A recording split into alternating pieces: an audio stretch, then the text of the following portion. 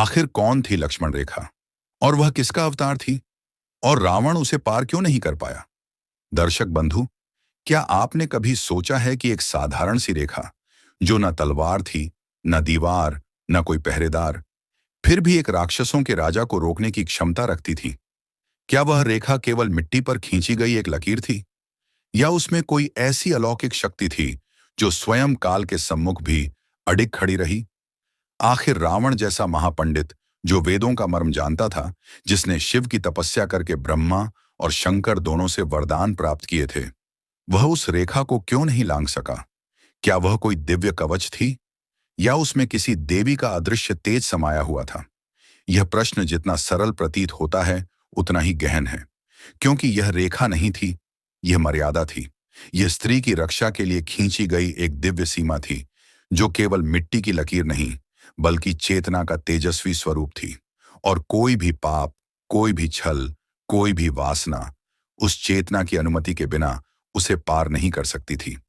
कुछ इसे लक्ष्मण की शक्ति मानते हैं तो कुछ इसे आदि शक्ति का अवतरण। परंतु सच क्या है? कौन थी वह रेखा? किसका रूप थी वह? और रावण जैसे महाज्ञानी पर क्यों नहीं चला कोई उपाय? यही वह रहस्य है जो आज तक हमारे धर्म, संस्कृति और चेतना के मूल में गूंज रहा है। और आज उसी रहस्य को जानने का सौभाग्य हमें प्राप्त हो रहा है, आत्मा से, श्रद्धा से, विवेक से। बंधुजन, यही वह रहस्य है जिसे हम आपके समक्ष प्रस्तुत कर रहे हैं। एक ऐसा रहस्य जो धर्म, भाग्य और मर्यादा तीनों को एक नए पड़ाव, एक दिव्य बिंदु पर लाकर खड़ा करता है। तो आइए अपने मन की गहराइयों में श्रद्धा का दीप जलाइए, सत्य के तंतुओं को अंतरात्मा से थामिए और साहस के साथ प्रवेश कीजिए उस दिव्य कथा में जो रामायण की परतों में छिपे उस प्रश्न का उत्तर देने जा रही है, जिसने युगों से हर चेतन मन को विचार के लिए विवश किया है। आखिर कौन थी लक्ष्मण रेखा? वह किस दिव्य शक्ति का अवतार थी? और रावण, जो ब्रह्मांड का ज्ञानी कहलाता था, वह क्यों उस रेखा को पार नहीं कर पाया?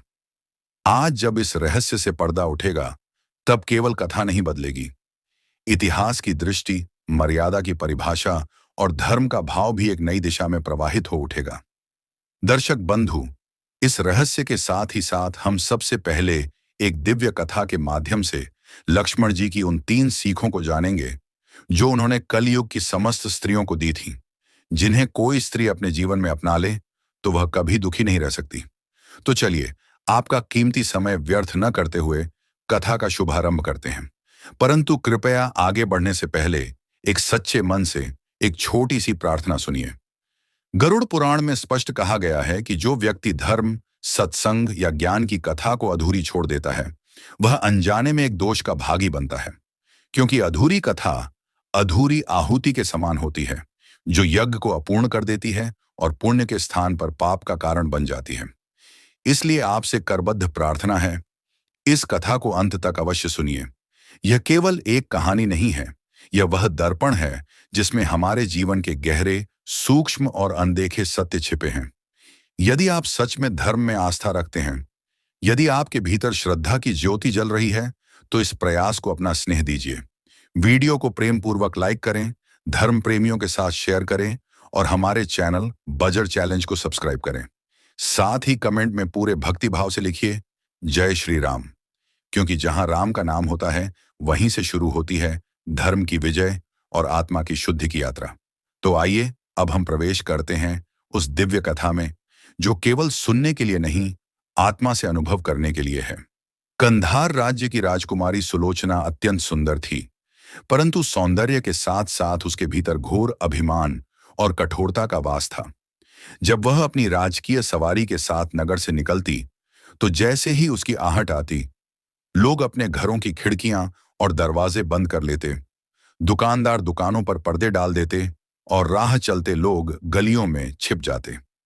यदि कोई अनजाने में मार्ग में रह जाता, तो उसे धरती पर मुख रखकर लेट जाने की आज्ञा होती। जो इस आदेश का उल्लंघन करता, उसे चौक पर खड़ा करके गर्म लोहे की सलाखों से उसकी आंखों की ज्योति छीन ली जाती। एक दिन जब राजकुमारी की सवारी नगर से निकल रही थी, उसी समय एक वृद्ध केवट जो मछलियां बेचता था, भूलवश उस मार्ग पर आ गया। उसके सिर पर मछलियों से भरी टोकरी थी। जिसे वह स्वयं उतार नहीं सकता था। यदि वह टोकरी नीचे रखता तो सारी मछलियां बिखर जाती। बेचारा केवट असमंजस में था। जाए तो जाए कहां? सवारी तीव्र गति से आ रही थी और सैनिकों ने उसे बंदी बना लिया। राजकुमारी ने उसे देखकर कठोर स्वर में आदेश दिया, 2 दिन बाद इसकी आंखें नियमानुसार फोड़ दी जाएं। नगर का प्रधान सेनापति सिर झुकाकर खड़ा रहा, पर वृद्ध केवट का शरीर थर थर कांपने लगा। उसने हाथ जोड़कर करुणा से प्रार्थना की, हे दयामयी राजकुमारी, मैं अंधा नहीं था, परंतु मैंने आपको देखा भी नहीं। मेरी वृद्धावस्था पर दया करें, मुझे क्षमा करें।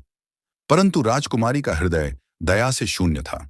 उसने क्रोध में कहा, इस अभागे की आंखें फोड़ दी जाएं, और सवारी आगे बढ़ गई। वह केवट रोता रह गया। कांपते हाथों से जब वह टोकरी संभालने लगा तो वह सिर से गिर पड़ी। एक सिपाही ने उसकी पीठ पर डंडा मारते हुए कहा, अरे बूढ़े, तूने ये क्या किया? देख, कैसी गंदगी फैला दी। वृद्ध केवट के आंसू उसकी गालों पर बहते रहे। वह धरती पर बैठ गया और कांपते हाथों से मछलियां समेटने लगा, परंतु एक भी मछली ठीक से टोकरी में टिक नहीं रही थी। सिपाही उसे अपमानित करते रहे।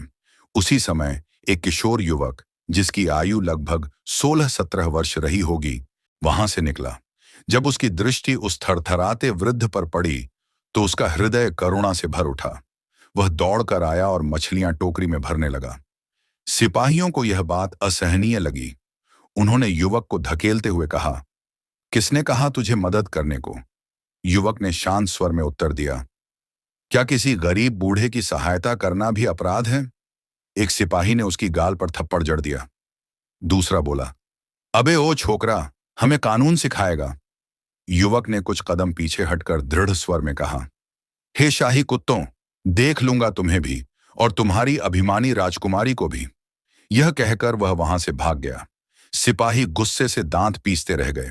वृद्ध केवट ने उस युवक को जाते देखा जैसे वह मौन स्वर में भगवान से कह रहा हो, हे प्रभु, उस बालक की वाणी को सत्य करना, वही इस धरती पर दीनों की रक्षा करे। फिर उसने जल्दी जल्दी मछलियां समेटी और सिपाही उसे बंदी बनाकर ले गए।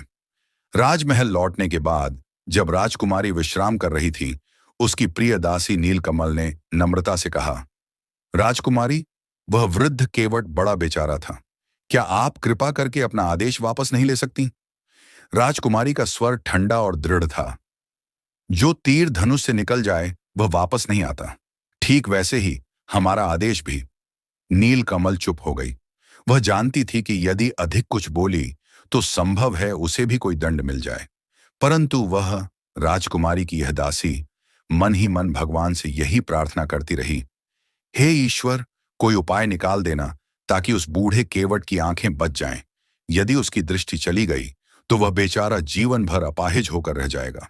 राजकुमारी का महल महाराजा के महल से अलग था। उसके चारों ओर इतना कड़ा पहरा था कि वहां कोई मनुष्य ही नहीं, कोई पक्षी भी पर नहीं मार सकता था। इसीलिए राजकुमारी अपने सुंदर और भव्य कक्ष में एकाकी विश्राम करती थी। वह प्रायः खिड़कियां खुली रखती थी ताकि शीतल समीर भीतर आती रहे। उस पुण्य रात्रि भी राजकुमारी अकेली ही अपने बिछौने पर शांति से शयन कर रही थी। उसी समय वह युवक, जो उस दिन सिपाहियों को डांट चुका था, अत्यंत संयम से खिड़की के मार्ग से भीतर प्रविष्ट हुआ।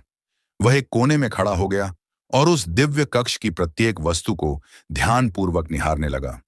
उसकी दृष्टि उस मधुर फूलदान पर पड़ी जो कक्ष के मध्य में प्रतिष्ठित था। उसमें नाना प्रकार के रंग बिरंगे पुष्प सुसज्जित थे। उन्हीं पुष्पों के मध्य एक विशाल लाल पुष्प था, जिसके ऊपर एक प्रभामंडल समान लाल रत्न विराजमान था। वह रत्न इतनी अद्भुत ज्योति से प्रकाशित हो रहा था कि संपूर्ण कक्ष में दिव्य उजास फैल गया था। यद्यपि कक्ष की प्रत्येक वस्तु अत्यंत अलौकिक एवं कीमती प्रतीत हो रही थी, किंतु उस रत्न की महिमा अपरंपार थी। युवक धीरे धीरे आगे बढ़ा। उसने वह तेजस्वी रत्न अपने कर कमलों में उठाया और श्रद्धा से अपनी पगड़ी में छिपा लिया। ज्यों ही वह रत्न उसके स्पर्श में आया, समूचा कक्ष गहन अंधकार में डूब गया। युवक उसी मार्ग से पूर्ण मौन व्रत में लीन होकर वापस लौट गया। रात्रि के अंतिम प्रहर में राजकुमारी की निंद्रा भंग हुई। उसने देखा कि सारा कक्ष अंधकार में डूबा हुआ है। भय से उसका हृदय कांप उठा। वह शीघ्रता से उठ खड़ी हुई और अंधकार में टटोलते हुए कक्ष की वस्तुएं पहचानने लगी। अत्यंत कठिनाई से वह उस स्थान पर पहुंची जहां एक लोहे की जंजीर लटकी थी। वही जंजीर महल की छत पर टंगी घंटी से जुड़ी थी। राजकुमारी ने अपनी संपूर्ण शक्ति से उस जंजीर को खींचा। घंटे की ध्वनि दूर दूर तक गुंजायमान हो उठी। महल के समस्त सेवक, रक्षक, दास दासियां दौड़ते हुए राजकुमारी के कक्ष की ओर अग्रसर हुए। उसी क्षण महाराज की भी निद्रा टूट गई। महारानी भी घबराकर उठ बैठी और चिंतित स्वर में बोली, हे प्रभु, मेरी पुत्री को क्या संकट आ पड़ा है? शीघ्र चलिए, देखिए क्या आपदा आ गई। महाराज और महारानी शीघ्रता से अपने शयन कक्ष से बाहर निकलकर राजकुमारी के भवन की ओर प्रस्थान कर गए। वहां पहुंचते ही उन्होंने देखा कि चारों ओर व्याकुलता और कोलाहल छाया हुआ है। राजकुमारी अत्यंत क्रोधित हो रही थी और समस्त सेवक गण हाथ जोड़कर नतमस्तक खड़े थे। वे बार बार निवेदन कर रहे थे, हमने किसी को महल में आते नहीं देखा, कोई भीतर नहीं आया। महाराज राजकुमारी के समीप गए और शांत स्वर में बोले, वत्से, कहो क्या हुआ? कौन आया था और क्या लुप्त हुआ है? राजकुमारी ने क्रोध भरे स्वर में कहा, पिताश्री, मेरे कक्ष से वह अनुपम रत्न लुप्त हो गया है और ये सब कहते हैं कि कोई महल में आया ही नहीं। महाराज ने रक्षकों की ओर दृष्टि डाली। वे सभी लज्जा से शीश झुकाकर बोले, राजन, हमने एक पल को भी अपने कर्तव्य से च्युत नहीं हुए। हमने सचमुच किसी को आते जाते नहीं देखा। महाराज कुछ समय के लिए मौन रहे, फिर गंभीर स्वर में बोले, अवश्य उस चोर को कल सूर्यास्त से पूर्व खोजा जाए। यदि वह नहीं मिला तो तुम सभी को कठोर दंड भुगतना होगा। सेवक गण वहां से चले गए। महारानी ने धीमे स्वर में कहा, मुझे प्रतीत नहीं होता कि इनमें से कोई दोषी है। मेरा विश्वास है चोर महल के बाहर से आया है। अतः प्रातः होते ही यह घोषणा करवा दीजिए कि जो कोई उस रत्न को खोज कर लाएगा उसे इच्छानुसार पुरस्कार मिलेगा। महाराज के नेत्रों में चिंता की छाया उतर आई। ये उनके राज्य की पहली चोरी थी। वे मौन भाव से धीरे धीरे अपने कक्ष को लौट गए। प्रभात होते ही समस्त नगर में यह घोषणा की गई, जो कोई राजकुमारी का अनुपम रत्न खोजकर दरबार में प्रस्तुत करेगा उसे इच्छित इनाम दिया जाएगा। दूसरे दिन महाराज दरबार में जनसुनवाई कर रहे थे। तभी एक तेजस्वी युवक सिर पर पगड़ी, ढीला पायजामा पहने अत्यंत नम्रता से उपस्थित हुआ। वह सीधे सिंहासन के समक्ष जाकर श्रद्धा से खड़ा हुआ और प्रणाम किया। महाराज ने प्रेम पूर्वक कहा, वत्स, बताओ तुम कौन हो और क्या अभिलाषा है? युवक ने हाथ जोड़कर उत्तर दिया, राजन, मैं राजकुमारी साहिबा का खोया हुआ रत्न लाया हूं। आपकी उस उद्घोषणा के अनुसार उपस्थित हुआ हूं जिसमें आपने इच्छित इनाम देने का वचन दिया था। महाराज मुस्कुराए और बोले, शाबाश, कहो वह रत्न कहाँ है? युवक ने धीरे से अपनी पगड़ी खोली और उसमें से वह रत्न, जो सूर्य रश्मियों समान दीप्तिमान था, आदरपूर्वक महाराज को अर्पित किया। महाराज ने जब उस युवक को देखा तो उनके मुखमंडल पर संतोष और प्रसन्नता का प्रकाश फैल गया। वे बोले, वत्स, कहो अब क्या इनाम चाहते हो? युवक ने शीश झुकाकर निवेदन किया, परसों राजकुमारी साहिबा ने एक वृद्ध और दरिद्र केवट की नेत्रहीनता का आदेश दिया था। कृपया वह आदेश निरस्त किया जाए और वे 5 सिपाही जिन्होंने उस वृद्ध को बंदी बनाया और मुझे अपमानित किया, उन्हें 2020 कोड़े की सजा दी जाए। महाराज ने आश्चर्य से पूछा, उस वृद्ध से तुम्हारा क्या संबंध है? युवक ने शांत भाव से उत्तर दिया, कोई नहीं राजन, मैं केवल उसकी विवशता और दुख को देखकर द्रवित हो गया। यदि उसने राजकुमारी को देख भी लिया तो कोई अनर्थ नहीं हुआ। उसके चित्त में कोई अपराध नहीं था। महाराज ने प्रधानमंत्री की ओर देखकर कहा, उस केवट को क्षमा किया जाए, उसे मुक्त किया जाए और उन 5 सिपाहियों को 2020 कोड़े मारे जाएं और इस युवक को बंदीगृह में डाल दिया जाए। युवक ने थोड़ी देर मौन रहकर पूछा, राजन, मेरा अपराध क्या है? महाराज ने कठोर स्वर में कहा, तुमने रत्न की चोरी की। युवक बोला, मैंने वह रत्न उस वृद्ध को छुड़वाने हेतु चुराया था, उसके प्राणों की रक्षा के लिए। महाराज बोले, अब सफाई का समय नहीं। जो विधि के विरुद्ध कार्य करे वह अपराधी होता है। युवक ने गंभीर स्वर में कहा, यदि मुझे बंदी बनाया गया तो स्मरण रखिए, एक दिन मैं आपके मुकुट की भी चोरी करूंगा और तब आप मुझे पकड़ न सकेंगे। महाराज मुस्कुराए और बोले, बालक, ऐसी मूढ़ता मत बोलो। फिर उन्होंने संकेत किया और सिपाही युवक को पकड़कर कारागार ले गए। प्रधानमंत्री ने तत्क्षण वृद्ध केवट को मुक्त करवाया और उन 5 सिपाहियों को आदेशानुसार 2020 कोड़े लगवाए। उधर जब राजकुमारी अपने प्रिय रत्न को पुनः अपने सम्मुख देखती है तो वह अपूर्व ज्योति और शांति से भर उठती है। तो उसका चेहरा प्रसन्नता से खिल उठता है। वह दौड़कर महाराज के गले में बाहें डालती है और कहती है, पिताजी, जिसने यह रत्न चुराया, कृपया उसे कठोर दंड दीजिए। महाराज बोले, बेटी, हमने उसे कारागार में डाल दिया है और अब सोच रहे हैं कि कल प्रातः समस्त प्रजा के समक्ष उसके दोनों हाथ काट दिए जाएं, ताकि लोगों को यह शिक्षा मिले कि चोरी का क्या दंड होता है। राजकुमारी ने तुरंत सहमति में सिर हिलाया और बोली, बिल्कुल उचित है। उसने तो आपको मुकुट चुराने की भी धमकी दी थी। महाराज बोले, हाँ, इसीलिए उसके हाथ काटे जाएंगे और वह हमारे कक्ष तक पहुंचे उससे पहले ही उसे दंड दे दिया जाएगा। फिर महाराज ने प्रधानमंत्री को बुलाया और कहा, आज शाम तक नगर में ढिंढोरा पिटवा दो कि जिसने राजकुमारी का रत्न चुराया था उसके दोनों हाथ कल सुबह काट दिए जाएंगे और नगर की सारी प्रजा एकत्र होकर इस दृश्य को देखे। प्रधानमंत्री ने हाथ जोड़कर कहा, महाराज, यह बहुत उचित निर्णय है। यदि इस लड़के को अब दंड नहीं दिया गया तो भविष्य में यह एक बड़ा डाकू बन जाएगा। फिर उसने तुरंत नगर में मुनादी करवा दी और वह स्वयं कारागार में जाकर उस युवक को महाराज का निर्णय सुनाने लगा। यदि तूने यह चोरी न की होती तो इतनी कम उम्र में यह कठोर सजा न मिलती। युवक हंस पड़ा और बोला, पागल मत बनो, मेरे हाथ कौन काट सकता है? मैं तो सूरज निकलने से पहले ही इस कैद से आजाद हो जाऊंगा। प्रधानमंत्री वहां से बाहर आया और कारागार के अधिकारी से कहा, आज रात पहरा बहुत कड़ा रखना और जेल के अंदर ऐसा अंधेरा हो कि कैदी को कुछ भी दिखाई न दे। अधिकारी ने विनम्रता से कहा, महाराज, आप निश्चिंत रहें, हम कोई गलती नहीं होने देंगे। फिर अधिकारी ने कारागार के चारों ओर सिपाही तैनात कर दिया। रात बीत गई। सुबह होते ही प्रधानमंत्री युवक को देखने कारागार पहुंचा, लेकिन वह देखकर हैरान रह गया। हथकड़ियां और बेड़ियां जमीन पर पड़ी थीं। दरवाजे और रोशनदान सब बंद थे, लेकिन वह चोर युवक वहां नहीं था। प्रधानमंत्री ने क्रोध में अधिकारी को बुलाया और डांटते हुए पूछा, जब सब सिपाही जाग रहे थे तो वह भागा कैसे? वह गया कहां? अधिकारी ने घबराकर उत्तर दिया, प्रधानमंत्री महोदय, मैं स्वयं रात भर कई बार निरीक्षण करता रहा। कुछ समझ में नहीं आ रहा कि वह कैसे भागा और कहां गया। प्रधानमंत्री ने यह बात जाकर महाराज को बताई। महाराज को यह सुनकर बहुत क्रोध आया। उन्होंने आदेश दिया, कारागार अधिकारी और जो सिपाही रात पहरे पर थे उन्हें तुरंत बंदी बनाया जाए और प्रातः सांझ सबकी पीठ पर 5-5 कोड़े लगाए जाएं। महाराज का पूरा दिन चिंता और क्रोध में बीता।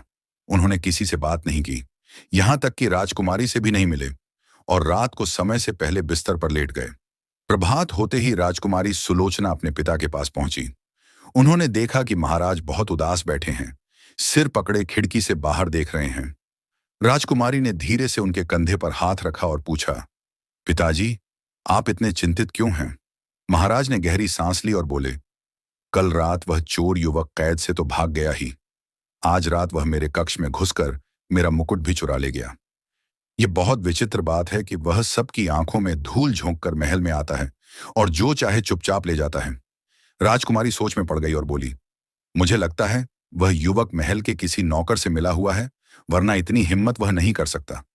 महाराज ने कहा, मुझे तो विश्वास है कि उस युवक का कोई संबंध उस वृद्ध केवट से है, इसलिए उस केवट को बुलवाओ और उसे यहां कैद में रखो। घोषणा कर दो कि उसे कठोर दंड मिलेगा। जब वह युवक उसकी सहायता को आए तभी उसे पकड़ लिया जाए। राजकुमारी ने प्रसन्न होकर कहा, यह तो बहुत अच्छी योजना है। फिर महाराज ने प्रधानमंत्री को बुलवाया और अपनी योजना विस्तार से बताई। प्रधानमंत्री ने गहराई से सोचकर कहा, जब वह युवक मुकुट लेकर पकड़ा जाए तो फिर उसे हमारी सीधी निगरानी में रखना चाहिए। राजकुमारी मुस्कुराते हुए बोली, मैं उसे रस्सियों से बांधकर अपने कमरे में रखूंगी, फिर देखती हूं कि वह कैसे भागता है। प्रधानमंत्री ने सिपाहियों को आदेश दिया, जाओ और उस वृद्ध केवट को पकड़कर ले आओ। आदेश मिलते ही सिपाही अपने घोड़ों पर सवार हुए और कुछ ही समय में उस बूढ़े केवट को पकड़ लाए। महाराज ने उसे बंदी गृह में नहीं बल्कि शाही अतिथि भवन में ठहराया। फिर नगर में मुनादी करवा दी गई, जिस केवट ने नियम तोड़ा है उसकी आंखें निकाली जाएंगी और चीलों को खिला दी जाएंगी। वह इस समय राजकुमारी के महल में बंदी है। यह बात सुनकर नगरवासियों के हृदय कांप उठे। चारों ओर दुख की लहर फैल गई। उधर जब उस युवक ने यह समाचार सुना तो उसका चेहरा क्रोध से तप उठा। वह बोला, जब मुझसे कुछ न कर सके तो अब एक गरीब बेबस वृद्ध पर अत्याचार कर रहे हैं, लेकिन वे नहीं जानते कि मैं अपना संकल्प कैसे पूरा करता हूं। रात का समय था। राजकुमारी के महल पर कड़ा पहरा था। महाराज स्वयं भेष बदलकर महल के नीचे पहरा दे रहे थे। रात्रि का मध्य समय हो चला था। तभी अचानक राजकुमारी के कमरे से एक चीख सुनाई दी। पूरा महल गूंज उठा। महाराज, प्रधानमंत्री और सिपाही दौड़ते हुए कमरे में पहुंचे। राजकुमारी जमीन पर गिरी हुई थी। महाराज भागे और उसका सिर अपनी गोद में रख लिया। उन्होंने तुरंत शाही वैद्य को बुलवाया। वैद्य ने देखकर गंभीर स्वर में कहा, हे महाराज, अफसोस की बात है, राजकुमारी अब हमारे बीच नहीं रही। इन्हें किसी विषैले सर्प ने डस लिया। महाराज की आंखों से आंसू बहने लगे। वे फूट फूट कर रोने लगे। हे प्रभु, यह तूने क्या किया? मेरे जीवन का एकमात्र सहारा तूने मुझसे छीन लिया। सेवकों ने महाराज को ढांढस बंधाया और राजकुमारी के शरीर को पलंग पर सुला दिया। उसी समय प्रधानमंत्री की दृष्टि एक ओर गई। महाराज का मुकुट, जो उनके सिर पर होना चाहिए था, वह पास की मेज पर रखा हुआ था। प्रधानमंत्री बोला, महाराज, यह देखिए, मुकुट तो यहां है। इसका अर्थ है कि चोर यहां तक आया था। फिर वह थोड़ा रुककर बोला, कहीं वह दुष्ट युवक कोई सर्प साथ तो नहीं लाया था? महाराज ने कोई उत्तर नहीं दिया। उनकी आंखें अश्रुपूरित थीं और उनका हृदय टूटा पड़ा था। अगली सुबह गंधार राज्य की अभिमानी राजकुमारी सुलोचना को नदी किनारे शाही श्मशान में दफना दिया गया। इस दुखद घटना से पूरे राज्य में शोक छा गया। हर घर में दुख मनाया गया। दुकानें, विद्यालय, अदालतें, सब कुछ बंद कर दिया गया। मंदिरों और देवस्थानों में राजकुमारी की आत्मा की शांति के लिए प्रार्थनाएं की जाने लगीं। अगले दिन महाराज, प्रधानमंत्री और कुछ विशेष रईसों के साथ राजकुमारी की समाधि पर फूल चढ़ाने और पूजा करने के लिए पहुंचे। लेकिन वहां का दृश्य देखकर सब स्तब्ध रह गए। समाधि खुली हुई थी, चारों ओर मिट्टी बिखरी पड़ी थी और राजकुमारी का पार्थिव शरीर वहां से गायब था। यह देखकर महाराज का हृदय ऐसा टूटा कि वे मूर्छित होकर धरती पर गिर पड़े। सेवकों ने तुरंत जल लाकर उनके चेहरे पर छींटे डाले। पंखा झलते रहे। थोड़ी देर में महाराज को होश आया, परंतु उनकी आंखें शून्य थीं।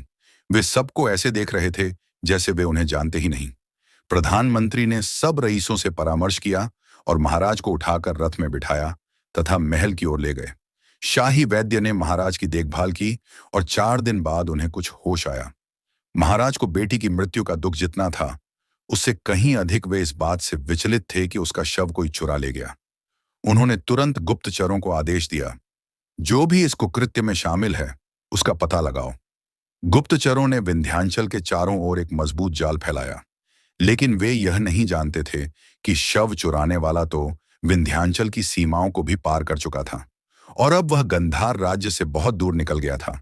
वह युवक, जो अब एक मृत राजकुमारी के शव को साथ लिए हुए था, अपने तेज रफ्तार सफेद घोड़े पर उज्जैन की ओर चल पड़ा, जो उस समय अवंती की राजधानी थी। उसके मन में यह आस्था थी कि उज्जैनी में उसे शरण मिल जाएगी।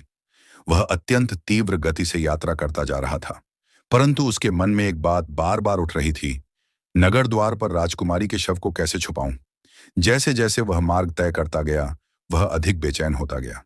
जब वह एक छोटी सी बस्ती के समीप पहुंचा तो उसने पास की घनी झाड़ियों में राजकुमारी के शव को छुपा दिया। फिर वह बस्ती गया और वहां से एक मजबूत लकड़ी का संदूक खरीद लाया। फिर श्रद्धा से राजकुमारी के पार्थिव शरीर को उस संदूक में रखा और पुनः उज्जैनी की ओर चल पड़ा। रात्रि का समय था। नगर के द्वार बंद होने ही वाले थे कि युवक, जो अब गंधार का रहस्य लेकर आया था, नगर में दाखिल हो गया। उसी समय नगर द्वार पर एक सज्जन व्यापारी खड़ा था। उसने युवक को रोक लिया और बोला, मेरे यहां एक प्राचीन परंपरा है। हर शुक्रवार की रात जो भी अंतिम यात्री नगर में प्रवेश करता है, मैं उसे अपने घर अतिथि बनाकर सत्कार करता हूं, और आज संयोग से तुम अंतिम व्यक्ति हो, इसलिए 3 दिन तक तुम मेरे अतिथि रहोगे। युवक चौंक गया, सोचने लगा, यदि मैं इसके यहां रहा तो इसे शव के बारे में अवश्य पता चल जाएगा, पर अगर मैं किसी सराय में गया तो वहां भी यह रहस्य छिप नहीं पाएगा। इससे अच्छा है कि मैं इसी के साथ चलूं। यही सोचकर वह बोला, आप जैसे सज्जन के यहां अतिथि बनना मेरे लिए सौभाग्य की बात है। व्यापारी मुस्कुराया और बोला, यह मेरा सौभाग्य है कि तुमने मेरे निमंत्रण को स्वीकार किया। फिर वह युवक को अपनी सुंदर हवेली में ले गया। उसका घोड़ा अस्तबल में भेज दिया गया और युवक को एक सुसज्जित कमरे में ठहराया गया। व्यापारी बोला, यह कमरा तुम्हारा है। यहाँ हर आवश्यकता की वस्तु है। खिड़कियां और रोशनदान नहीं हैं और दरवाजा ऐसा है कि बाहर की कोई आवाज अंदर नहीं आएगी। तुम्हें कोई असुविधा नहीं होगी। युवक ने कमरे में देखा और बोला, मेज पर रखा यह मयूर मुझे बहुत पसंद आया। व्यापारी मुस्कुराकर बोला, इस मयूर में कई यंत्र लगे हैं। जब समय आता है तो यह नाचता है। युवक ने पूछा, क्या अभी मैं इसका नृत्य देख सकता हूं? व्यापारी बोला, इसका समय तय है। जब वह समय आएगा यह स्वयं ही नाचेगा। युवक बोला, यह बहुत कीमती जान पड़ता है। आपको यह कहां से मिला? व्यापारी बोला, यह मुझे एक शुभ अवसर पर उपहार में प्राप्त हुआ।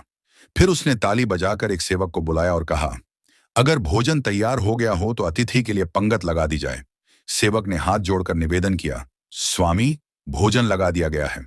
व्यापारी ने प्रेम से युवक का हाथ पकड़ा और उसे भोजन कक्ष में ले गया। दोनों ने साथ बैठकर भोजन किया। भोजन के बाद व्यापारी बोला, अब तुम विश्राम करो, कल संध्या को फिर भेंट होगी। युवक ने पूछा, क्या आप दिन में नहीं मिलेंगे? व्यापारी ने उत्तर दिया, नहीं, मैं सुबह जल्दी काम पर चला जाता हूं और सायं लौटता हूं। युवक ने उसे प्रणाम किया और अपने कमरे में चला गया। दरवाजा भीतर से बंद कर लिया। थोड़ी देर आराम करने के बाद उसने संदूक खोला और राजकुमारी के पार्थिव शरीर को सावधानी से बाहर निकाला। फिर उसने अपनी जेब से एक सफेद रूमाल निकाला और धीरे से अपने चेहरे पर हवा दी। जैसे ही वह हवा चेहरे से लगी, वह युवक मानव से एक काले विषधर सर्प में बदल गया। फिर वीरेंद्र ने राजकुमारी की पिंडलियों पर एक हल्का सा निशान देखा। वह श्रद्धा से झुक गया और उस निशान पर अपने मुख से विष चूसने लगा। जो भी विष उसके मुख में आता, उसे वह एक पात्र में थूक देता। वह बार बार विष निकालता गया। जब वहां से रक्त निकलने लगा तो उसने चूसना बंद कर दिया और एक कोने में जाकर धरती की मिट्टी छानने लगा। जैसे ही उसने वह पवित्र मिट्टी छकी, वह फिर से मनुष्य रूप में आ गया। उधर राजकुमारी ने धीरे धीरे अपनी आंखें खोली। उसकी दृष्टि जैसे ही वीरेंद्र पर पड़ी, वह धीमे स्वर में बोली, मेरे गले में कांटे से छुभ रहे हैं, जल्दी से जल पिलाइए। वीरेंद्र ने सुराही से एक गिलास जल में भरा और प्रेम पूर्वक राजकुमारी को पिलाया। फिर उसने उसे सहारा देकर पलंग पर लिटा दिया। मेज पर रखा हुआ फल उठाकर उसे खिलाया। फल खाते ही राजकुमारी को थोड़ा बल आया तो उसने पूछा, मैं इस समय कहाँ हूं और आप कौन हैं? वीरेंद्र ने विनम्र स्वर में उत्तर दिया, मेरा नाम वीरेंद्र है। मैं विंध्यगढ़ का रहने वाला हूं, पर अभी उज्जैनी में हूं। राजकुमारी कुछ क्षण चुप रही, फिर बोली, आंख खुलने से पहले मैंने एक स्वप्न देखा था, बहुत ही विचित्र और भयानक। पर आश्चर्य यह है कि जो दृश्य मैंने स्वप्न में अंत में देखा, वही अब जागते हुए भी देख रही हूं। ये क्या रहस्य है? वीरेंद्र ने कोमल स्वर में पूछा, आपने स्वप्न में क्या देखा था? राजकुमारी बोली, मैंने देखा कि मेरी मृत्यु हो चुकी है। मुझे नदी किनारे शाही श्मशान में दफना दिया गया है। फिर मेरी समाधि अचानक खुलती है और आप मुझे बाहर निकालते हैं। फिर सफेद घोड़े पर मुझे रखकर बहुत तेज गति से कहीं दूर ले जाते हैं। वहां किसी झाड़ी में मुझे छुपाते हैं।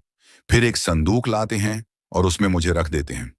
कुछ समय बाद मुझे संदूक से बाहर निकालते हैं और फिर आप काले सर्प बनकर मेरे शरीर से विष चूसते हैं। वीरेंद्र यह सुनकर स्तब्ध रह गया। वह उसकी ओर देखकर सोचने लगा, यह सब इसे कैसे मालूम? क्या यह सचमुच स्वप्न था या आत्मा की कोई अनुभूति? वह उसी सोच में था कि राजकुमारी फिर बोली, आप चुप क्यों हैं? मुझे बताइए, क्या मैं अपने महल में हूं? वीरेंद्र ने श्रद्धा से उत्तर दिया, आपने जो स्वप्न में देखा वह सब सत्य है। आप अपने महल में नहीं हैं। जब आप सो रही थीं, तभी एक विषैला सर्प आपको डस गया। आपको मृत समझकर आपके पिता ने विधिपूर्वक दफना दिया। पर मुझे झांत था कि सर्प के विष से मनुष्य 3 दिन तक जीवित रह सकता है, इसलिए मैंने आपकी समाधि खोदी और आपको यहां ले आया। राजकुमारी ने विस्मय से पूछा, आप मुझे कैसे जानते हैं? वीरेंद्र ने शांति से उत्तर दिया, मैं विंध्यगढ़ का चोर हूं। एक बार आपके महल में रत्न चुराने गया था। वहीं पहली बार मैंने आपकी झलक देखी थी। राजकुमारी बोली, पर आप सर्प कैसे बन गए थे? क्या आप कोई तांत्रिक हैं? वीरेंद्र ने उत्तर दिया, मैं तांत्रिक तो नहीं हूं, पर मेरे पास एक पवित्र रूमाल है जो मेरे पिता ने अपने अंतिम समय में मुझे दिया था। उस रूमाल की हवा से मैं सर्प बन जाता हूं और जब मिट्टी चाटता हूं तो दोबारा मनुष्य बन जाता हूं। राजकुमारी ने आंखें बंद कर लीं। कुछ क्षण वह मौन रही। वीरेंद्र ने नम्रता से पूछा, आप क्या सोच रही हैं? राजकुमारी धीरे से बोली, मैं यह सोच रही हूं कि जब मुझे सर्प ने डसा, तब मेरी आत्मा जो दृश्य देख रही थी, वही दृश्य मुझे स्वप्न की तरह प्रतीत हो रहा था। वीरेंद्र ने नम्र स्वर में कहा, मुझे भी यही लगता है कि जो तुमने अनुभव किया वह साधारण स्वप्न नहीं था। पर अब इन बातों को मन से निकाल दो और थोड़ा विश्राम करो। राजकुमारी ने धीरे से कहा, सुबह होते ही मुझे मेरे पिताजी के पास ले चलो। वे मेरी जुदाई के दुख में बहुत व्याकुल होंगे। वीरेंद्र का चेहरा कठोर हो गया। वह बोला, अब उन्हें भूल जाओ। मैं तुम्हें अपने लिए यहां लाया हूं। अब तुम्हें मेरे साथ रहना होगा। राजकुमारी ने दृढ़ता से उत्तर दिया, मैं एक राजकुमारी हूं और मैं एक सामान्य चोर के साथ कभी नहीं रह सकती। वीरेंद्र बोला, पर अब तो तुम्हें रहना ही पड़ेगा, क्योंकि अब तुम केवल राजकुमारी नहीं हो। अब तुम्हारी पहचान बदल चुकी है। फिर उसने गंभीर स्वर में कहा, इस विचार को मन से निकाल दो। यदि तुमने भागने की कोशिश की या किसी से सहायता ली, तो याद रखो, मैं तुम्हें जीवित नहीं छोड़ूंगा। राजकुमारी ने कोई उत्तर नहीं दिया था कि उसी समय मेज पर रखा हुआ मोर अचानक अपने पंख फैलाकर नाचने लगा। विभिन्न वाद्य स्वर सुनाई देने लगे और मोर के पंखों में जड़े रंगीन मोती तेज प्रकाश से कमरे को चमकाने लगे।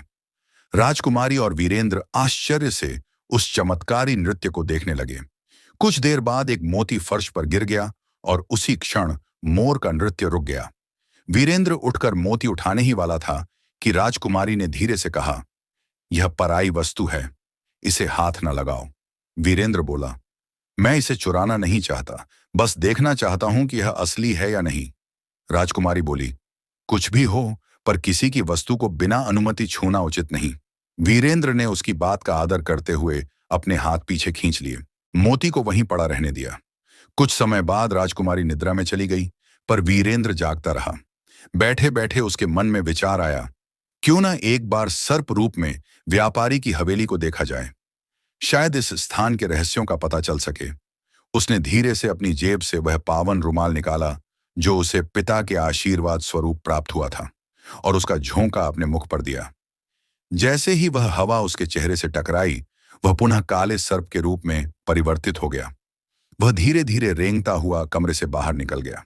व्यापारी की हवेली अत्यंत विशाल थी। 20 से 25 कक्ष और प्रत्येक कक्ष दिव्य और दुर्लभ वस्तुओं से सुसज्जित। इन अनुपम दृश्यों को देखकर वह धीरे धीरे छत की ओर बढ़ा, जहां एक अलग ही कक्ष बना हुआ था। यह कक्ष शेष कक्षों से भिन्न था। न कोई सजावट, न कोई शोभा। चारों ओर मृत व्यक्तियों की खोपड़ियां और हड्डियां बिखरी थीं। वातावरण में एक विचित्र नीरवता और भय समाया हुआ था। सामने दीवार पर एक दर्पण टंगा हुआ था और उसके समीप एक छोटी सी मेज थी, जिस पर एक दीपक मंद मंद टिमटिमा रहा था। वह मायावी व्यापारी, जिसने लंबा कोट पहन रखा था, धीरे धीरे दीपक की चिमनी उठाने लगा। जैसे ही उसने चिमनी उठाई, दीपक से हल्का धुआं निकला और दर्पण में वही लाल मोती चमकने लगा जो मयूर की पूंछ से गिरा था। उस चमक को देखकर व्यापारी ने चिमनी पुनः दीपक पर रख दी और चुपचाप चिंतन में लीन हो गया। वीरेंद्र यह सब दूर से देख रहा था। उसी क्षण उसे यह अनुभव हो गया कि यह व्यक्ति कोई साधारण व्यापारी नहीं, कोई मायावी है, और उस लाल मोती में कोई अत्यंत गहन रहस्य समाहित है। उसने मन ही मन ईश्वर को धन्यवाद दिया कि उसने उस मोती को नहीं छुआ। फिर वह धीरे धीरे रेंगता हुआ अपने कक्ष में लौटा, मिट्टी छांटकर अपनी मानव आकृति में परिवर्तित हुआ और कक्ष का द्वार भीतर से बंद करके राजकुमारी के पलंग के पास बिछे कालीन पर लेट गया। प्रभात होते ही वीरेंद्र की आंख खुली। उसने देखा, राजकुमारी भी जाग रही थी। वीरेंद्र ने सारा वृत्तांत श्रद्धा और सत्य भाव से उसे सुना दिया और कहा, अब हमें शीघ्र ही यहां से प्रस्थान करना चाहिए। यदि यह मायावी जान गया तो वह हमें बड़ा अहित पहुंचा सकता है। राजकुमारी ने सहमति में सिर हिलाया और मधुर स्वर में बोली, मैं तो स्वयं इस स्थान पर नहीं रहना चाहती। हमें तुरंत विंध्यानगढ़ लौट चलना चाहिए। वीरेंद्र कुछ कह पाता, उससे पूर्व ही वह मायावी वहां आ पहुंचा। उसने राजकुमारी को देखा और कठोर स्वर में वीरेंद्र से पूछा, यह कौन है और यहां कब से है? वीरेंद्र ने शांत स्वर में उत्तर दिया, यह मेरी पत्नी है। डाकुओं के भय से मैंने इसे संदूक में छिपा दिया और सुरक्षित यहां ले आया। मायावी कुछ क्षण मौन रहा। फिर उसने धीरे से फर्श पर पड़ा हुआ वही लाल मोती उठाया और उसे पुनः मयूर की पूंछ में स्थापित कर दिया। राजकुमारी ने श्रद्धा भाव से निवेदन किया, अब कृपा करके हमें आज्ञा दीजिए, हम प्रस्थान करना चाहते हैं। मायावी मुस्कुराया और बोला, अभी नहीं, मैं अपने अतिथियों को 3 दिन तक ही विदा करता हूं। यदि मन भयभीत हो रहा है तो आज नाश्ते के उपरांत मेरे बाग की सैर करिए। वहां ऐसी अद्भुत वस्तुएं हैं जिन्हें देखकर तुम्हें अचरज होगा। इतना कहकर वह चला गया। थोड़ी ही देर बाद उसने नाश्ता भिजवाया। उस थाल में खीर, सेब का मुरब्बा, आटे के गर्म पराठे, शाही टुकड़े और मधुर शहद था। राजकुमारी ने कहा, इनमें से कोई वस्तु ऐसी ना हो जिस पर जादू का प्रभाव हो। वीरेंद्र बोला, मैं भी यही सोच रहा हूं, पर अब क्या करना उचित होगा। राजकुमारी ने कहा, हम इनमें से कुछ भी नहीं खाएंगे। भूखे रहना बेहतर होगा और बाग की सैर के बहाने यहां से भाग चलेंगे।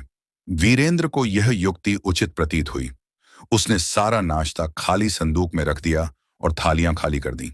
थोड़ी देर में मायावी आया और दोनों को साथ लेकर बाग में गया। वह कहने लगा, मैं बाजार जा रहा हूं, तुम दोनों यहां सैर करो, पर इस बाग की किसी भी वस्तु को स्पर्श मत करना। मायावी चला गया। दोनों सैर करने लगे। ये देखकर वे चकित रह गए कि बाग के सभी पुष्प पीले रंग के थे और जिन डालियों पर फूल खिले थे उनमें एक भी पत्ता नहीं था। प्रभु की लीला देखते देखते वे एक बरामदे में पहुंचे। वहां असंख्य पिंजरे लटक रहे थे और हर पिंजरे में एक एक सुंदर पक्षी बंद था। राजकुमारी बोली, प्रभु की सृष्टि कितनी विचित्र है, ऐसे पक्षी तो आज तक मैंने नहीं देखे। वीरेंद्र बोला, माया के अधिपति के लिए इन जीवों को बांधना क्या कठिन है। उसी क्षण एक सफेद पक्षी बोला, क्या तुम हमारी सहायता करोगे। राजकुमारी चौंकी, अरे तुम तो मनुष्य की तरह बोलते हो, कहो क्या सहायता चाहिए। पक्षी बोला, हम पशु नहीं मनुष्य हैं। मायावी ने हमें मंत्रबद्ध कर जानवर बना दिया और पिंजरे में कैद कर रखा है। यदि तुम कृपा करके हवेली की छत पर जाकर वह दीपक जलाओ और जैसे ही धुआं निकले उसकी चिमनी को तोड़ दो तो हम सब अपने पूर्व रूप में लौट आएंगे। एक और पक्षी बोला, तुम दोनों उस मायावी से कैसे जुड़े हो। वीरेंद्र बोला, हम उसके अतिथि हैं। पक्षी बोला, क्या तुमने मयूर का नृत्य देखा था। वीरेंद्र ने उत्तर दिया, हाँ हमने देखा था और उसके पंखों से एक मोती गिरा था जिसे हमने नहीं उठाया, और जब सुबह नाश्ता आया तो वह भी नहीं खाया। पक्षी बोला, इसीलिए तुम दोनों बच गए हो। जो उस मोती को उठाता वह उसी क्षण पशु बन जाता और जो नाश्ता करता वह मायावी का दास हो जाता, उसके हर आदेश का पालन करता। इसलिए अब तुम उसके यहां कुछ भी मत खाना। दोनों अपने कक्ष में लौट आए। राजकुमारी पलंग पर विश्राम करने लगी और वीरेंद्र छत की ओर चल पड़ा। वहां कोई नहीं था। उसने दीपक प्रज्वलित किया, चिमनी को उठाया, धुआं निकलने लगा। फिर उसने चिमनी को जोर से भूमि पर दे मारा। वह चूर चूर हो गई। फिर वह दौड़ता हुआ नीचे आया। देखा, राजकुमारी एक अत्यंत सुंदर युवती से वार्ता कर रही थी। वह युवती वीरेंद्र को प्रणाम कर बोली, मैं ही वह मयूर हूं जो तुम्हारे कक्ष में था। मायावी ने मुझे अपने तंत्र से ऐसा बना दिया था। वीरेंद्र बोला, अब वह जादू नष्ट हो चुका है। अवश्य ही सभी पक्षी अपने वास्तविक रूप में लौट आए होंगे। मैं जाकर देखता हूं। वह बाग की ओर गया। देखा, जहां पहले पीले फूल थे अब विविध रंगों में खिले हुए थे और सामने से अनेक नर नारी आते दिखे। वे सब वीरेंद्र के पास आए और बोले, प्रभु तुम्हारा कल्याण करें, तुमने हमें मुक्त किया, हमें जाने दो, मायावी के लौटने से पहले हम यहां से निकल जाएं। वीरेंद्र ने उनके बारे में पूछा। ज्ञात हुआ वे सब व्यापारी, राजकुमार, महाराजा हैं जो मायावी के छल में फंस गए थे। उनका कीमती सामान उसने हड़प लिया था। वीरेंद्र बोला, आओ हवेली में चलो और जो कुछ अपना है वह ले लो। सब लोग हवेली लौटे, किंतु उन्हें बहुत कम सामान मिला। फिर भी उन्होंने हानि की भरपाई के लिए वहां रखा बाकी सामान भी ले लिया। वीरेंद्र ने भी कुछ मूल्यवान वस्तुएं एकत्र की और अपना संदूक भर लिया। फिर सब नगर से बाहर निकल आए और एक स्थान पर डेरा डाल दिया। व्यापारी वहां से अपना सामान लेकर नगर में बेचने लगे। वीरेंद्र ने भी अनेक स्वर्ण मुद्राओं का व्यापार किया और एक दिन में धनवान बन गया। उधर जब मायावी लौटा तो द्वारपालों ने कहा, स्वामी, आज प्रातः सभी अतिथि यहां से चले गए। हम रोकते रहे लेकिन किसी ने हमारी बात न मानी। यह सुनकर मायावी के होश उड़ गए। वह बाग की ओर दौड़ा। देखा कि सारे फूल बदल चुके हैं, पिंजरे खाली हो गए हैं। यह देखकर वह कांपने लगा, छत पर दौड़ा और वहां टूटी हुई चिमनी देखी। वह रो पड़ा, हाय, वह चिमनी जिसे मैंने 10 वर्षों की तपस्या से प्राप्त किया था, नष्ट हो गई। फिर वह वीरेंद्र के कक्ष में गया। देखा मयूर गायब है, भोजन नीचे गिरा है। अब उसे सब समझ आ गया। वह बोला, उस युवक ने न मोती उठाया, न नाश्ता किया। यदि खा लिया होता तो वह मेरी कठपुतली बन जाता। फिर वह सोचने लगा, अब वह मेरे हाथ से बच नहीं सकता। वह अपने कक्ष में गया, ज्योतिषी का रूप धारण किया, कान में पेंसिल लगाई और हवेली से बाहर चला गया। वह नगर से बाहर पहुंचा, जहां डेरों का समूह था। वहां उसने आवाज लगाई। राजकुमारी को जिज्ञासा हुई और उसने उसे अपने डेरे में बुला लिया। जैसे ही मायावी ने राजकुमारी को देखा, वह मन ही मन बोला, यही वह है जिसने मेरा सर्वनाश किया है। अब मैं इसे नहीं छोड़ूंगा। उसने राजकुमारी का हाथ थामा और ध्यानपूर्वक देखा। फिर अपनी जेब से एक डिबिया निकाली और बोला, इसे अपनी आंखों के पास ले जाकर मन में प्रश्न सोचो, उत्तर दर्पण में दिखाई देगा। राजकुमारी ने जैसे ही डिबिया आंखों के पास ले गई, उसमें रखी मूर्छा की औषधि उसकी श्वासों के साथ भीतर चली गई और वह मूर्छित हो गई। मायावी ने चादर में लपेटकर उसे कंधे पर उठा लिया और पीछे से डेरे से निकल गया। वह वन की ओर चल पड़ा। संयोगवश उसी समय वीरेंद्र लौट आया। उसने देखा कि डेरा सूना पड़ा है। पास के डेरों में पूछताछ की। लोगों ने बताया, थोड़ी देर पहले एक ज्योतिषी आया था, जिसे राजकुमारी ने भीतर बुला लिया था। इसके बाद हमने किसी को अंदर या बाहर आते नहीं देखा। वीरेंद्र समझ गया कि वही ज्योतिषी राजकुमारी को बहलाकर ले गया है। उसके मन में विचार आया कि कहीं ये दोनों पिछली ओर से तो नहीं निकले। फिर वह तेजी से डेरा की पिछली ओर गया। वहां धरती पर उसने ध्यान से देखा। पैरों के निशान साफ नजर आ रहे थे। बस फिर क्या था, वह उन्हीं निशानों पर तेज कदमों से चल पड़ा। चलते चलते जब वह बहुत दूर पहुंचा तो देखा मायावी कंधे पर राजकुमारी को लिए चला जा रहा है। वीरेंद्र ने तुरंत रुमाल निकाल लिया, पर कुछ सोचकर उसे वापस जेब में रख लिया और दौड़ने लगा। जब वह करीब पहुंचा तो मायावी पलटा और बोला, सावधान, मुझसे दूर रहो, वरना मैं तुम्हें राख कर दूंगा। वीरेंद्र गरज कर बोला, धोखेबाज अधर्मी, इसे अभी नीचे रख दे, वरना मैं तुझे मिट्टी में मिला दूंगा। मायावी ने राजकुमारी को नीचे फेंका और जेब से एक मरे हुए व्यक्ति का पंजा निकालकर बोला, अगर जान बचाना चाहता है तो अभी चला जा, वरना तुझे मनुष्य से जानवर बना दूंगा। वीरेंद्र ने शांति से कहा, ठीक है, मैं जा रहा हूं। यह कहकर वह एक ओर हट गया और पास की झाड़ियों में छिप गया। फिर उसने रुमाल निकालकर अपने चेहरे पर हवा दी और सर्प बन गया। घास में रेंगता हुआ वह मायावी के पीछे जा पहुंचा। मायावी जैसे ही राजकुमारी को उठाने झुका, वीरेंद्र ने उसकी पिंडलियों पर डस लिया। मायावी चिल्लाया, हाय, और जमीन पर गिर पड़ा। वह कुछ देर तक तड़पता रहा, फिर शांत हो गया। वीरेंद्र ने मिट्टी छांटी और फिर अपने असली रूप में आ गया। उसने हवा दी और पास के झरने से पवित्र जल लाकर राजकुमारी के चेहरे पर छींटे मारे। राजकुमारी को होश आया। वीरेंद्र ने कहा, अगर मैं समय पर ना आता तो यह अधर्मी न जाने तुम्हारे साथ क्या कर बैठता। राजकुमारी ने ध्यान से देखा, वह मायावी ही था। वह डर के मारे उठ खड़ी हुई और बोली, मुझे क्या पता था कि यह दुष्ट ज्योतिषी बनकर मेरे पास आया था। वीरेंद्र बोला, अब मैंने इसे सदा के लिए शांत कर दिया है। चलिए, अब हमें लौट चलना चाहिए। जब दोनों वापस डेरों में पहुंचे तो देखा सभी लोग अपना सामान बांध रहे थे। वीरेंद्र ने पूछा, यह सब क्या हो रहा है? लोगों ने उत्तर दिया, हमने अपना सारा सामान बेच दिया है। अब हम सब वापस जाने की तैयारी कर रहे हैं। वीरेंद्र ने कहा, जाने से पहले मैं चाहता हूं कि हम सब चलकर यहाँ के महाराजा को सब हाल बता दें। सभी ने इस प्रस्ताव को पसंद किया और उन्होंने अपना सामान बांधा और वीरेंद्र के साथ चल दिए। जब वे महाराजा के महल पहुंचे तो उन्हें अधिक देर तक प्रतीक्षा नहीं करनी पड़ी। जल्दी ही महाराजा से भेंट हो गई। महाराजा ने शांतिपूर्वक बैठकर सारी बात ध्यान से सुनी। फिर उन्होंने वीरेंद्र को शाबाशी दी और प्रधानमंत्री को आदेश दिया, वन से मायावी की लाश मंगवाओ, उसकी हवेली के सभी नौकरों को विदा करो और वहां शाही अधिकार कर लो। प्रधानमंत्री आदेश मानकर तुरंत चल दिए।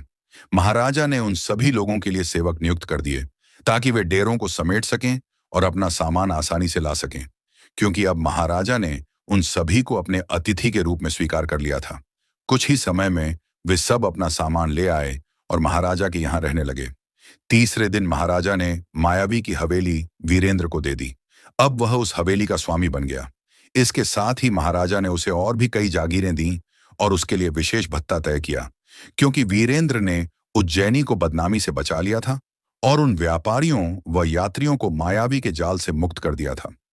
इस शुभ अवसर पर व्यापारियों ने भी उसे इनाम दिया और कई राजकुमारों व महाराजाओं ने वादा किया कि वे अपने राज्यों में पहुंचकर उसे विशेष उपहार भेजेंगे। हालांकि वीरेंद्र विंध्यनगढ़ का एक चोर था, पर उसकी दयालुता, बुद्धिमानी, साहस और विवेक ने राजकुमारी सुलोचना का मन मोह लिया था। अब वह केवल उसी के साथ अपना जीवन बिताना चाहती थी। वीरेंद्र ने जब राजकुमारी को उसकी समाधि से निकाला था, तो उसका उद्देश्य केवल यह था कि जिसने गरीबों को कष्ट दिया है, वह स्वयं भी दुख महसूस करे। लेकिन साथ रहने से उसके हृदय में भी प्रेम जाग उठा और वह भी सुलोचना के साथ जीवन बिताना चाहता था।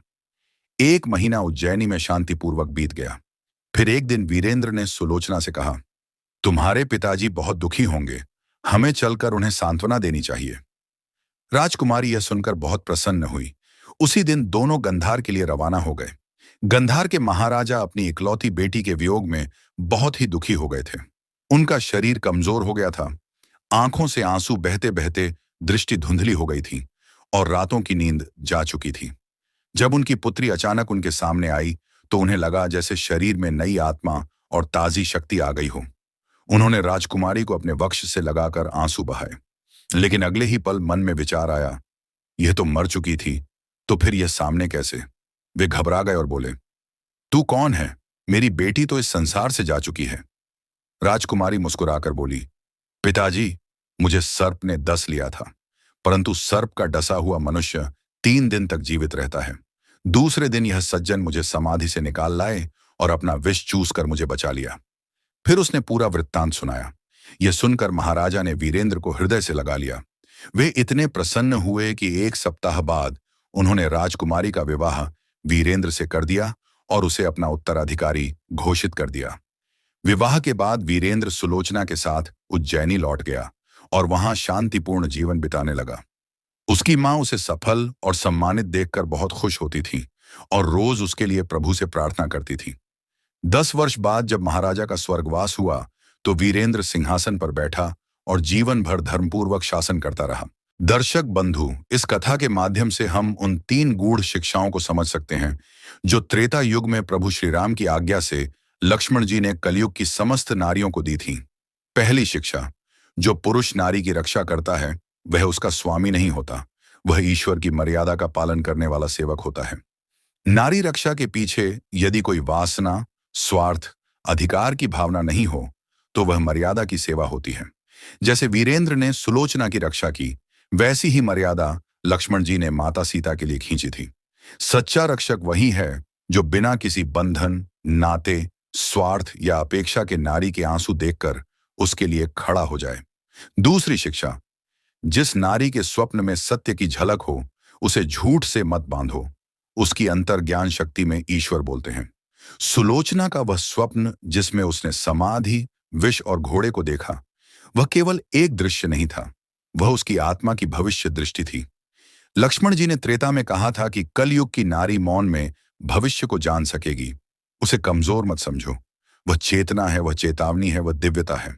तीसरी शिक्षा, जो स्त्री प्रेम में समर्पण करती है वह बदले में अधिकार नहीं मांगती, पर यदि उसका प्रेम ठुकराया जाए तो उसका मौन संसार को बदल सकता है। सुलोचना ने जब वीरेंद्र को त्याग दिया था उसने कोई विद्रोह नहीं किया, बस मौन साध लिया और वही मौन वीरेंद्र को बदल गया। नारी को प्रेम नहीं, सम्मान चाहिए। उसका त्याग उसकी शक्ति है, उसका मौन उसका शस्त्र है, उसका प्रेम उसका धर्म है। दर्शक बंधु, यह कथा केवल वीरेंद्र और सुलोचना की नहीं है, यह मर्यादा, प्रेम और सत्य की है। यह लक्ष्मण रेखा की जीवंत कथा है जो कलयुग में भी जीवित है। जो नारी का सम्मान करता है वह स्वयं ईश्वर की कृपा का पात्र होता है, वही मर्यादा पुरुषोत्तम होता है। यही लक्ष्मण जी की अमर वाणी है। स्त्री को शक्ति मानो, नारी को ईश्वर की आत्मा जानो और उसका सम्मान करना ही प्रभु की सच्ची पूजा है। क्यों रावण उस रेखा को पार नहीं कर पाया था? दर्शक बंधु, जब हम रामायण की गहराइयों में उतरते हैं तो कुछ रहस्य ऐसे सामने आते हैं जो केवल कथा नहीं रहते, बल्कि चेतना को झकझोर देने वाले प्रश्न बन जाते हैं। ऐसा ही एक रहस्य है लक्ष्मण रेखा का। एक साधारण सी प्रतीत होने वाली रेखा जो ना किसी दीवार जैसी ऊंचाई रखती थी, ना उसमें कोई सैनिक खड़ा था। फिर भी रावण जैसा महापराक्रमी, महाज्ञानी, शिव भक्त और ब्रह्मा से वरदान प्राप्त राक्षस उस रेखा को पार नहीं कर सका। आखिर क्यों? क्या वह रेखा केवल भूमि पर खींची गई एक लकीर थी, या उसमें कोई अदृश्य शक्ति समाई हुई थी? और यदि हां, तो वह शक्ति कौन थी? उसी रहस्य को जानने के लिए आइए आज हम उतरते हैं रामायण की उस सूक्ष्मतम परत में, जहां यह रेखा केवल मिट्टी में बनी रेखा नहीं रहती, बल्कि एक सजीव चेतना का स्वरूप बन जाती है। कहा जाता है कि जब भगवान श्री राम मारीच के छल से अनजान होकर सोने के हिरण के पीछे वन में गए, तब माता सीता अत्यंत चिंतित हो उठी। उन्होंने बार बार लक्ष्मण जी से आग्रह किया कि वे राम को खोजें, परंतु लक्ष्मण यह जानते थे कि राम अजय हैं, उन्हें कोई पराजित नहीं कर सकता। लेकिन जब माता सीता ने कठोर वचन कहे, यह तक कह डाला कि लक्ष्मण के मन में दुर्भावना है, तभी वह अपने भाई की सहायता को नहीं जाना चाहते, तो लक्ष्मण का हृदय पीड़ा से भर गया। उन्होंने माता सीता की भावनाओं को समझते हुए राम की खोज में वन की ओर बढ़ने का निर्णय लिया। लेकिन उससे पहले उन्होंने एक रेखा खींची और कहा, माता, जब तक आप इस रेखा के भीतर रहेंगी, कोई भी आपको हानि नहीं पहुंचा सकता। यह रेखा केवल सुरक्षा की दृष्टि से खींची गई रेखा नहीं थी, यह एक मर्यादा थी। यह धर्म और रक्षा का वह कवच थी जो केवल भौतिक नहीं, आत्मिक था। यह रेखा उस समय केवल लक्ष्मण के हाथों से खींची गई थी, लेकिन उसमें शक्ति तीनों लोकों की ऊर्जा से समाहित थी। कुछ विद्वानों और भक्तों का मानना है कि यह रेखा वास्तव में भगवती आदि शक्ति का सूक्ष्म रूप थी, जो उस समय माता सीता की रक्षा के लिए स्वयं अवतरित हुई थी।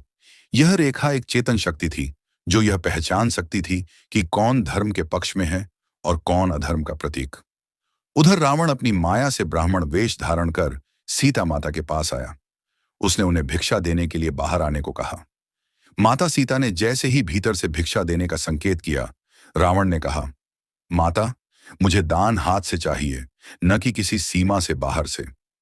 वह जानता था कि वह स्वयं उस रेखा को पार नहीं कर सकता, क्योंकि वह रेखा उसके लिए अग्निवलय बन जाती। वह जल उठती और रावण को भस्म कर देती। वह जानता था कि उसके भीतर का पाप, छल, वासना और अधर्म उस मर्यादा को छूते ही भस्म हो जाएगा। इसलिए उसने छल से सीता माता को रेखा पार करने को विवश किया। और जैसे ही माता सीता उस मर्यादा को लांघती हैं, रावण उन्हें झपट लेता है। उस क्षण वह नारी के उस त्याग, उस धर्म की सीमा को भंग करता है, और वहीं उसका पतन सुनिश्चित हो जाता है। रावण चाहे जितना ज्ञानी हो, चाहे जितना बलवान हो, लेकिन वह उस मर्यादा को नहीं समझ सका जो धर्म और स्त्री के आत्मबल की रक्षा के लिए रची गई थी। लक्ष्मण रेखा वही मर्यादा थी। वह केवल बाहरी सुरक्षा नहीं थी, वह उस देवीय चेतना की परिधि थी जिसे पार करने का प्रयास पापियों के लिए विनाश का मार्ग खोल देता है। इस रेखा का पार ना कर पाना रावण की हार का पहला संकेत था। उस दिन केवल सीता का हरण नहीं हुआ था, बल्कि रावण ने अपने अंत को भी आमंत्रित कर लिया था। क्योंकि जहां नारी की मर्यादा टूटती है, वहां से काल का प्रहार प्रारंभ होता है, और वह प्रहार जब आता है, तो चाहे लंका हो या रावण का स्वर्ण सिंहासन, सब राख बन जाता है। बंधुजन, यह लक्ष्मण रेखा आज भी हमारे जीवन में उतनी ही प्रासंगिक है। यह वह चेतावनी है कि जब तक मर्यादा और धर्म की सीमा अक्षुण्य है, जीवन सुरक्षित है। परंतु जैसे ही हम स्वयं उसे लांघते हैं, जैसे ही हम अपनी सीमाओं को तोड़ते हैं, वहीं से विनाश का द्वार खुलता है। इसीलिए लक्ष्मण रेखा को केवल एक कहानी में ना देखें, उसे अपने अंतर्मन में बसाएं।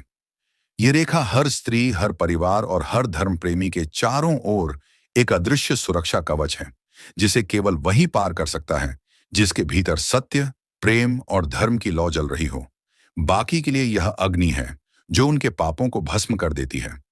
बंधुजन, यदि यह कथा आपके अंतर्मन को स्पर्श कर गई हो, यदि आपने धर्म, मर्यादा और स्त्री शक्ति के इस दिव्य रहस्य को आत्मा से अनुभव किया हो, तो हम आपसे सच्चे हृदय से एक विनम्र अनुरोध करते हैं। कृपया इस वीडियो को श्रद्धा से लाइक करें, अपने प्रियजनों के साथ शेयर करें और कमेंट में प्रेम पूर्वक लिखें, जय श्री राम। और हमारे चैनल बजर चैलेंज को सब्सक्राइब करना ना भूलें, क्योंकि यहां आपको मिलेंगी ऐसी ही अद्भुत, अलौकिक और आत्मा को जागृत करने वाली कथाएं, जो केवल सुनने के लिए नहीं होती, बल्कि जीवन को बदलने के लिए होती हैं। हमारे साथ जुड़िए इस सनातन यात्रा में, जहां हर कथा एक साधना है और हर शब्द एक आह्वान। जय श्री राम, जय सनातन।